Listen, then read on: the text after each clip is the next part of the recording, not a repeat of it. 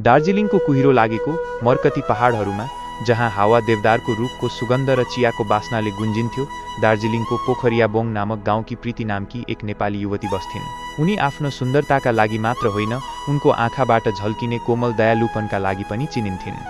यो उनको सानो मोमो पसलमा दैनिक जीवनको कथा हो, जहाँ उनी डम्पलिङ बेच्थिन्। उनको पसल चहल पहलले भरिएको गल्लीमा लुकेको थियो, जुन पसलभन्दा पनि न्यानो आलिङ्गन जस्तो लाग्थ्यो।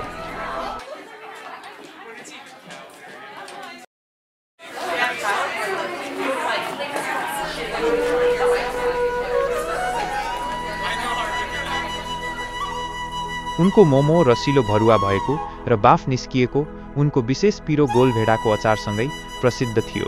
तर यो स्वाद मात्र थिएन।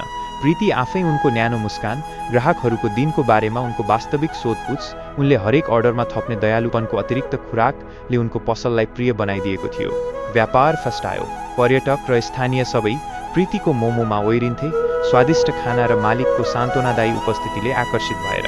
तर दार्जिलिङभरि नयाँ आधुनिक मोमो पसलहरू फुल्न थालेपछि तिनीहरूका चम्किला नियोन चिन्हहरू, आधुनिक सजावट र फ्युजन मोमो स्वादहरूसहित प्रीतिको हृदयमा शङ्काको बिउ उम्रन थाल्यो। सायद उनले सोचिन्, मैले आधुनिक हुनुपर्छ, समयसँगै चल्नुपर्छ। आफ्नो अन्तर्ज्ञान विपरीत प्रीतिले उन्नति गर्ने निर्णय गरिन्। उनले आफ्नो आरामदायक काठका बेन्चहरूलाई चिल्ला, व्यक्तिगतविहीन प्लास्टिकका कुर्सीहरूले प्रतिस्थापन गरिन्। हातले रङ्गिएको मेनु बोर्ड, पिज्जा मोमो र चकलेट मोमो देखाउने ल्यामिनेटेड चम्किलो रङ्गको बोर्डले ठाउँ लियो। उनले नयाँ ठाउँहरूको द्रुत, लगभग रोबोटिक सेवाको नक्कल गर्ने प्रयास पनि गरिन्। दक्षता नै मुख्य कुरा हो भन्ने सोचेर उनको उज्यालो मुस्कान बाध्यकारी खुसी बन्यो र उनका वास्तविक कुराकानीहरू कम हुँदै गए। हतारिएका कारोबारहरूले प्रतिस्थापन भए। परिवर्तन विनाशकारी थियो।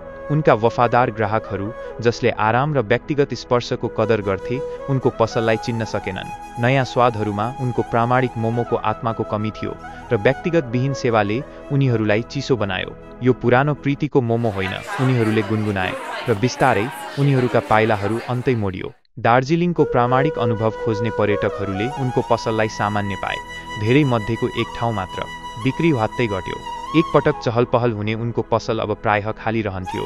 उनको मोमोबाट निस्कने बाफ शान्त हावामा घुम्दै उनको विशाल गल्तीको तितो सम्झना दिलाउँदै। प्रीतिले आफूलाई बढ्दो घाटामा डुबेको पाइन्। उनका सपनाहरू उनको वरिपरि भत्किरहेका थिए। एक निराशाजनक साँझ, जब दार्जिलिङको कुहिरो बत्तीका खम्बाहरूमा बाक्लो गरी टाँसिएको थियो, प्रीति आफ्नो उजाड पसलको बीचमा बसिन्। उनको अनुहारबाट आँसु बगिरहेका थिए। मैले के गरेँ? उनले फुसफुसाइन्। उनको हृदय पश्चातापले दुखिरहेको थियो।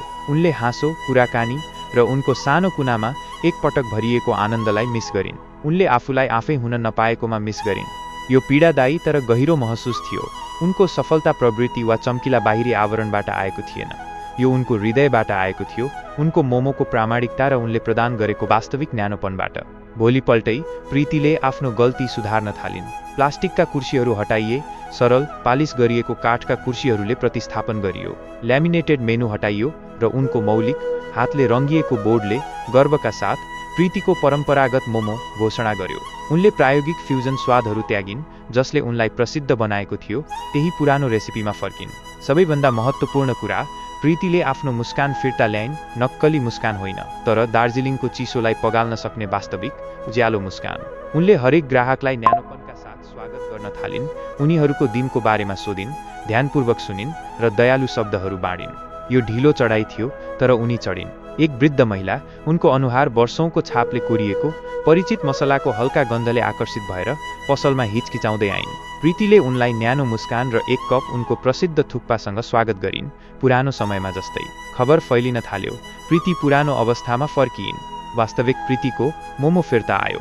बिस्तारै उनका पुराना ग्राहकहरू फर्किए। उनीहरूले गुमाएको न्यानोपन पहिचान गर्दा उनीहरूको अनुहार उज्यालो भयो।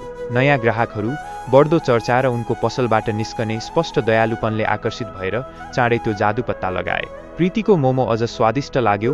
उनको नयाँ प्रामाणिकता र हार्दिक सेवाको भावनाले भरिएको थियो।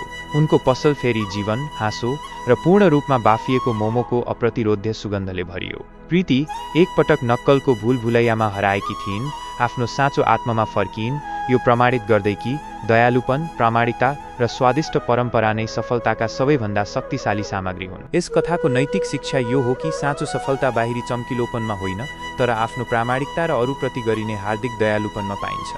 र यही नै दार्जिलिङको कुहिरोमा प्रीतिको यात्रा थियो, जसले हामीलाई सिकाउँछ कि आफ्नोपनमा नै वास्तविक जादु हुन्छ। तपाईलाई यो कथा कस्तो लाग्यो तल कमेन्टमा भन्नुहोला र अर्को भिडियोमा भेट्नेछौँ।